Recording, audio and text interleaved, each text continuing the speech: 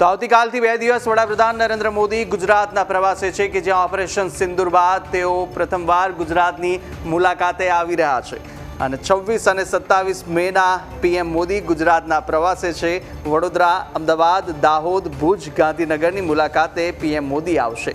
કાલે સવારે 9:30 વાગે હળની એરપોર્ટ પર પીએમ મોદીનું આગમન થવાનું છે, જે એરપોર્ટ પર સ્વાગત બાદ પીએમ મોદીનો ભવ્ય રોડ શો યોજાવાનો છે, જ્યાં હળની એરપોર્ટથી એરફોર્સ ગેટ સુધી રોડ શોનું આયોજન કરવામાં આવ્યું છે।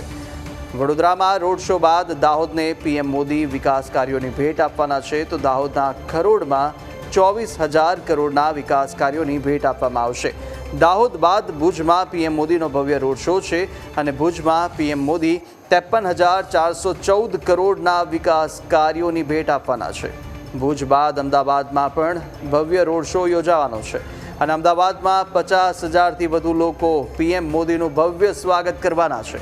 ત્યારે 27મીએ ગાંધીનગરમાં પીએમ મોદીનો ભવ્ય રોડ શોનું આયોજન છે અને ગાંધીનગરમાં પીએમ મોદી 5,536 કરોડના વિકાસ કાર્યોની ભેટ આપવાના છે।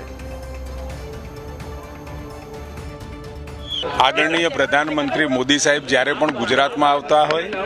એટલે ગુજરાત હરખઘેલું થતું હોય છે, કારણ કે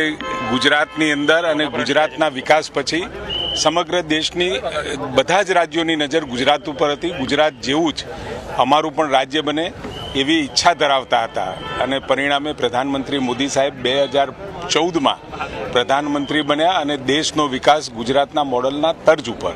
દરેક રાજ્યોમાં થવા માંડ્યો અને સ્વાભાવિક છે કે ગુજરાતમાં આ શરૂઆત કરી હોય એટલે આખું ગુજરાત હરખઘેલું થતું હોય અને હરખઘેલું થતું હોય અને અમદાવાદમાં આવતા હોય, રોડ શો કરતા હોય, ભુજ અને દાહોદ હજારો કરોડના લોકાર્પણ, ખાતમુહૂર્ત, એમના થકી વિકાસની લખલૂટ લહાણી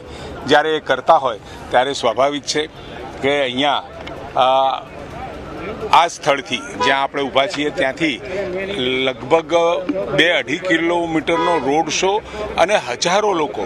કદાચ 1 લાખથી પણ વધારે લોકો એ બંને બાજુ કેવળ મોદી સાહેબને નિહાળવા અને ગુજરાતની તકદીર બદલવાવાળા મોદી સાહેબ અને એમને જોઈ અને એક પ્રકારનો આત્મસંતોષ અને આનંદ લેતા હોય ત્યારે આ રોડ શો એ ગુજરાત માટે અને ભારતીય જનતા પાર્ટીના એક કાર્યકર્તા તરીકે બધાને ખૂબ હરખ છે અને હરખભેર મોદી સાહેબને વધાવવા માટેની તૈયારીઓ ચાલી રહી છે।